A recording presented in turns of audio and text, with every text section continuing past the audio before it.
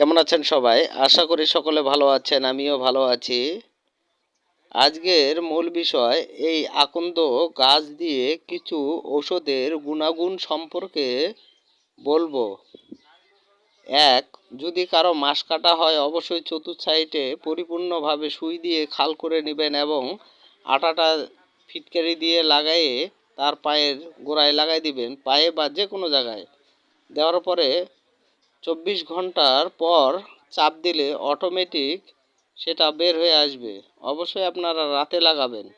আর দ্বিতীয়, আকন্দা গাছের পাতা দিয়ে যাদের ব্যথা, মচকা ইত্যাদি, তাহলে পরিপূর্ণভাবে তার মধ্যে সরষের তেল লাগায়ে আপনারা সেঁক দিবেন দিনে ৩ বার। এভাবে ২, ৪, ৫ দিন বা ৭ দিন দিলে অটোমেটিক আপনাদের ভালো হয়ে যাবে। আপনারা